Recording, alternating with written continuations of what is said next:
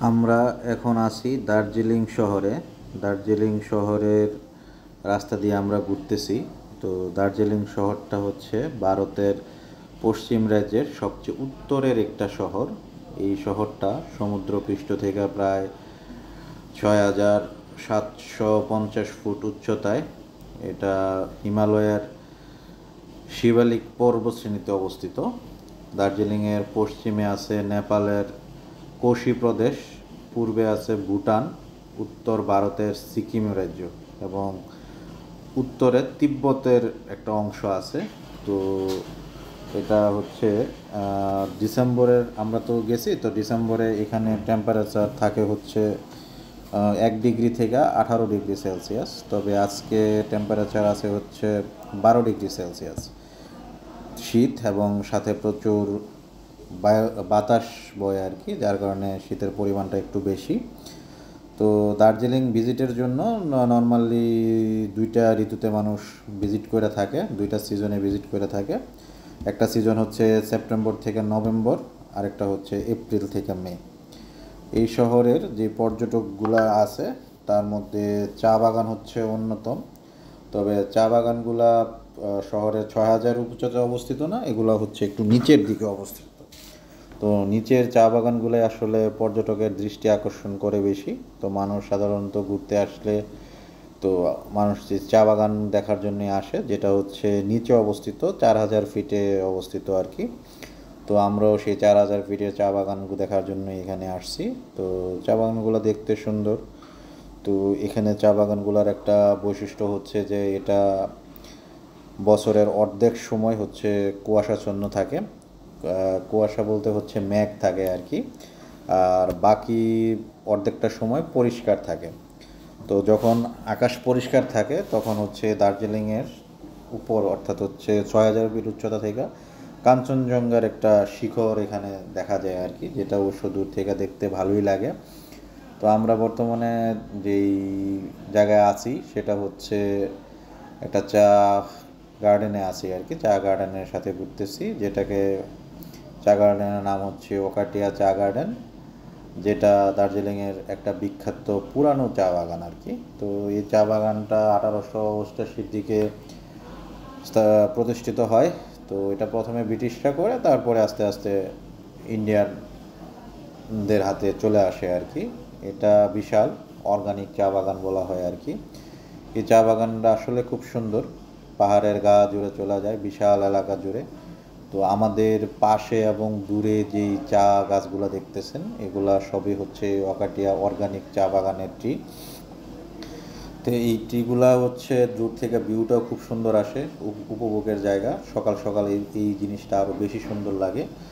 তো এখানে একটা মেঘের আর হচ্ছে আলোর একটা খেলা চলে সকালবেলা। তো আমরা অবশ্য এই খেলাটা দেখতেই গেছিলাম। তো আমরা যেই উদ্দেশ্যে এখানে গেছি মোটামুটি এই উদ্দেশ্য আমাদের সফল, আমরা ছিলাম ওইখানে প্রায় 1 ঘন্টার মতো ছিলাম। পুরো সময়টাই আমাদের খুব ভালো লাগছে। আমরা গাড়ি দিয়া পুরা চা বাগানটা ঘুরছি। চা বাগান তো আর ঘোরা যায় না, পুরো পাহাড়টা ঘোরা যায় আর কি, চা বাগানের ভিতরে তো হাঁটতে হয়। তো আসলে আমরা হাইটা ওই রকম দেখতে পারি না, আমরা ওই গাড়ি নিয়ে যতটুকু ঘোরা যায় ততটুকু ঘুরছি। তো ঘোরা যতটুকু মনে হয়েছে, না কাটিয়া চা বাগান আসলেই সুন্দর। এখানে যেই গাছগুলো আছে একদম সবুজ। তো আমরা যখন বাংলাদেশে ঘুরি তখন চা বাগানের মাঝে মাঝে দেখা যায় যে না, চা বাগানের শেপ বা চা বাগানের পাতার যেই কালার এগুলো একটা এক এক রকম হয়।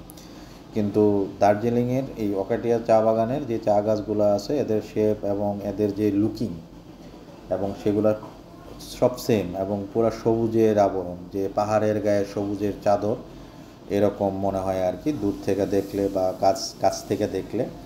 তো আমাদের আসলে এত সময় ছিল না যে আমরা প্রত্যেকটা জায়গায় যাব ঘুরবো, এর সময়টুকু ছিল না। আমরা রানিংয়ে যতটুকু আপনাদেরকে দেখাইতে পারছি এতটুকু আমি দেখানোর চেষ্টা করছি।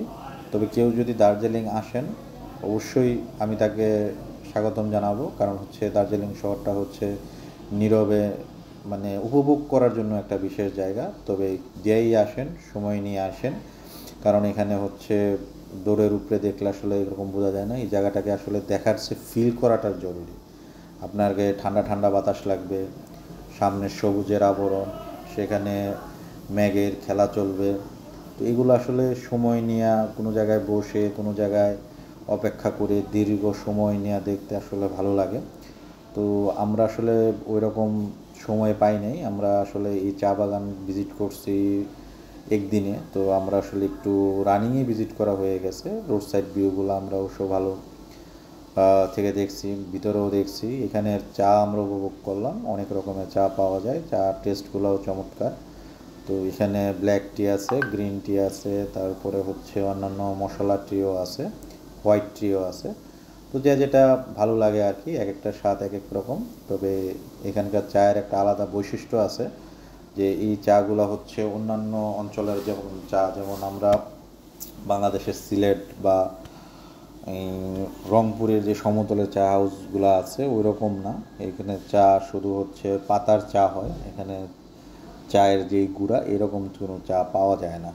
তবে এখানে আসতে পারেন, খুব সুন্দর জায়গা, আসলে মন ভালো হয়ে যাবে। সময় নিয়ে আসবেন, এখানে থাকবেন, এখানে থাকার জন্য পর্যাপ্ত পরিমাণ হোটেল আছে, প্লাস হচ্ছে গেস্ট হাউস আছে, প্লাস হচ্ছে হোমস্টে বলা হয় আর কি, হোমস্টে আছে। তবে যদি আপনার উপভোগ করতে হয় তাহলে শহর থেকে বাইরে এই যে এরকম রোডের পাশে যে হোমস্টেগুলো আছে ওইখানে থাকতে পারেন, ওইখানে আপনাকে অবশ্যই ভালো লাগবে। তো আপনারা আইসেন, আর পরবর্তী ভিডিও দেখার জন্য আমন্ত্রণ রইল। আল্লাহ হাফেজ।